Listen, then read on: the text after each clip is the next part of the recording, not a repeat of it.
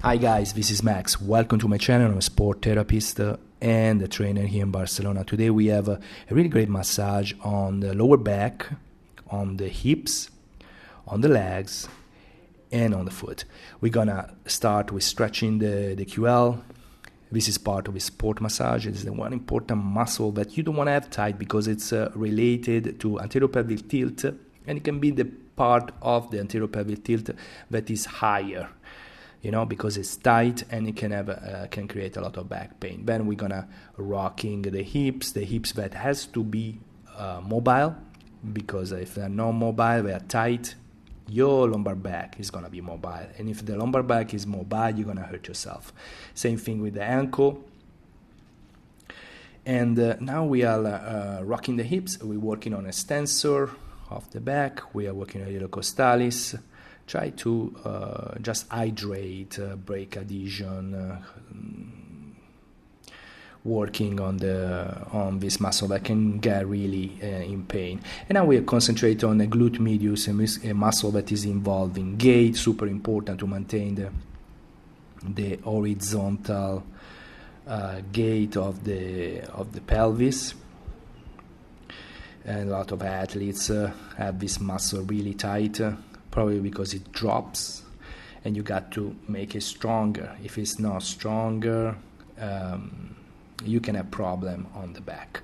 Another way to release the back pain is with manipulation of the sacrum, that most of the time, especially in my client that have hyperlordosis, the sacrum is in nutation, so we got to move it in a contour nutation. And then we're going to use the same concept of before of the rocking, but with the use of the legs, and working on a multifidus and on the rotator that if they don't activate in the right time, they can get tight and create back pain. There is always this talk about how the delay of this activation of the muscle can create back pain. So now we are moving back and forth again, like concentrate on the little muscle in the sacrum, that ligament, and now stretching the iliopsoas. That with people with lower cross syndrome can be a really important muscle to stretch to avoid the anterior pelvic tilt. But at the same time, you get to watch out. You don't want to create too much lumbar extension. And we are moving now on the glutes. We are moving now on the 6 deep rotator. It's important that you have a good draping. I'm not an expert in draping, and I believe it's important, but it's more important that you have the vision of what you want to work on in front of you. So I try to open up the back, and while this wild dog is try to ruin my video as always, because I live with this dog that is insane close to my place, I'm gonna work on a 6 deep rotators, and I'm gonna press on the obturator interior, gemelli superior, and all the way into the hamstring too, because all the body is connected, all the back fascia is connected, and that's why I'm going back into the back and opening up the back, the thoracolumbar fascia, and again into the QL, and again working on the extensor. So I don't really, sometimes of course if somebody has a lot of pain in one point of the body, I work with a trigger point, I work with a PIR, and I concentrate in that part. But I think it's important not to stay too long for too much time in one space, in one place, because you want to give kind of a flow to your massage, especially if you want to release and relax the parasympathetic nervous system.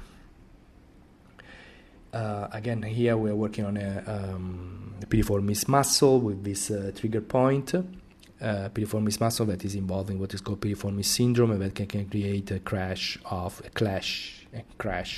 the sciatic nerve, and it can, sometimes be confused for a hernia. And we're gonna work against on the piriformis, but with what I say, the PIR, post isometric relaxation. That is a way to activate the muscle with a strength that is generally the 10-15% of the strength that you use on a muscle, to activate that little fiber that they don't stretch. And the way to stretch it is through activation. So you're able to stretch them and avoid injuries. Again, now we are on the hamstring, and I use this tool that is the elbow, one of the best tools, one of the tools that give to the massage a really moment of pleasure to your client. So I don't know if this word is gonna ruin my video and demonetize, but it's true. When you use the elbow, most of the clients are really happy that you're doing using that technique. Now I'm pressing on the biceps femoris, I'm pressing on the septum, I'm pressing and try to release. This technique is straightforward as a sport technique. So I use this with athletes post workout, and now I'm kind of showing off with, there is a way you can work the tibialis from the back, and then you can even grab the ankle in another position, and you can move really comfortably in this position if you have some practice, and work the entire leg. And actually this is a really great position to work the bicep femoris, because you can have all your weight and just turn your hand in the opposite way. And now we are like kind of do a pin and stretch technique that you see probably 100 times. And then some breaking of adhesion. This is really great. I really love this technique, and allow you to really break a micro adhesion into the hamstring. And then I move to the calf, the gastrocnemius, the soleus, the Achilles tendon, really tight in people with back pain. And then generally because there is an ankle problem, there is a talocrural problem, there is a foot that is overpronated or oversupinated. So there is always some kind of lower compartment muscle that are tight, like the peroneals, the tibialis, the gastrocnemius. I don't know what's happened to the camera, but let me move away.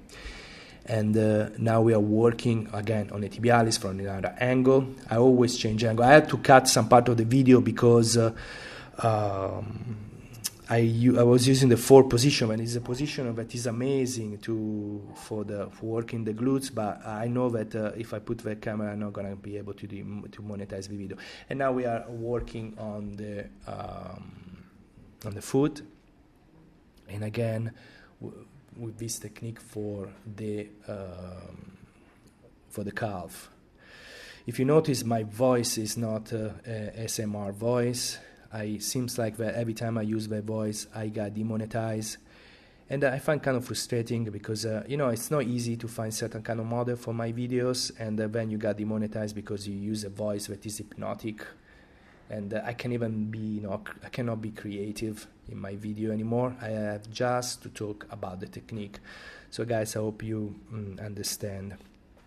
And now I'm try to again connect all the muscle together after the good work we did on the glutes, on the hamstring, on the calf, and on the plantar fascia. So guys, if you like my video, subscribe. I'm thinking I'm going to use a Patreon soon where I can show everything I want. And see you soon. Thank you very much.